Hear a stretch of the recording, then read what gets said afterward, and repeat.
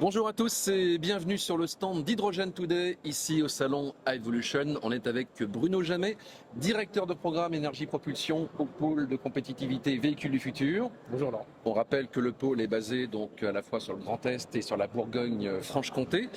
Et si vous êtes notre invité aujourd'hui, c'est parce que vous avez fait une mission en Asie, au Japon, en Corée du Sud, et vous en revenez apparemment assez émerveillé. Effectivement, on avait un niveau d'attente qui était à ce niveau-là et on a trouvé des résultats bien plus importants et une délégation extrêmement soudée. Une délégation de 15 personnes qui venaient d'un peu toute la France, avec des gens comme H26 en Bourgogne-Franche-Comté, Alpine Racing sur leur programme Formule 1 et Endurance et plein d'autres acteurs. Alors donc la mission a commencé par le Japon. Le Japon était un pays pionnier dans l'hydrogène. On avait l'impression qu'il ait perdu un peu de vitesse et finalement il semble revenir aux avant-postes. Oui, alors courant 2023, il y a eu une mise à jour de la stratégie à hydrogène. Et fin décembre 2023, il y a eu une annonce de nouveaux investissements absolument massifs en faveur de l'hydrogène, mais pour des raisons différentes des raisons qui motivent la France et l'Europe. Le Japon, c'est une île. Tout à fait. Alors le Japon, c'est une île et on pourra parler de la Corée plus tard aussi, qui est aussi une île parce qu'en fait, elle est séparée du continent par la Corée du Nord, qui est un pays pas facile. Très sympathique. Voilà. En tout cas, le Japon, donc, des applications de quelle nature ? Alors beaucoup d'applications en lien avec l'énergie, avec l'industrie et aussi avec la mobilité.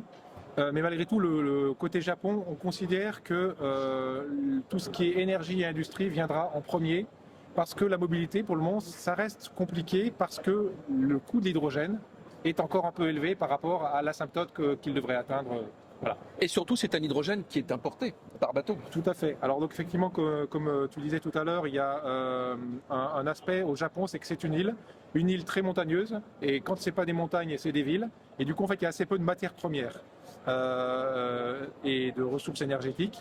Il y a bien des projets d'éolien offshore, mais malgré tout qui répondront pas du tout à l'ampleur du besoin énergétique du Japon, et donc à l'horizon 2050, il y a encore une majorité de l'énergie au sens large qui sera importée par le Japon. Donc le Japon revient dans la course. Qu'en est-il de la Corée qui était en fait la seconde destination de cette mission Asie ? Alors la Corée, c'est la même chose. La Corée est également une île, à la notion de la Corée du Nord, effectivement, de la Russie d'un côté, de la Chine de l'autre. Enfin, voilà, c'est pas simple. Et du coup, il y a énormément d'imports d'énergie. En termes de mobilité, ils avaient choisi de développer la mobilité légère, avec des véhicules tels que Hyundai Nexo, etc. Ce qui leur a permis de mettre en place leur outil industriel de production de piles à combustible, de tous les systèmes qui vont autour. Beaucoup de stations hydrogène, j'ai plus le chiffre en tête, mais on est peut-être à plus de 200 stations en Corée du Sud. En tout cas, un fort soutien des autorités publiques. Alors exactement, un soutien très important et surtout en fait, tant au Japon qu'en Corée du Sud, la volonté de créer une société de l'hydrogène sur tous les aspects, dont la mobilité. Alors, avec toutes ces innovations, tout ce que vous avez vu au Japon, en Corée du Sud, j'imagine que ça va alimenter les réflexions pour votre événement, le forum Hydrogen Business for Climate, d'ici la fin de l'année. Complètement, parce que c'est vraiment un lieu de réflexion. Quels sont les sujets d'actualité qui interrogent ? Et du coup, rencontrer des acteurs du Japon et de la Corée du Sud qui ont des points de vue extrêmement différents, en fait, c'est vraiment enrichissant. Donc ça sera une des sources d'inspiration pour le prochain forum hydrogène qui aura lieu en octobre. C'était donc Bruno Jamet du pôle Véhicules du futur. À très bientôt sur Hydrogen Today.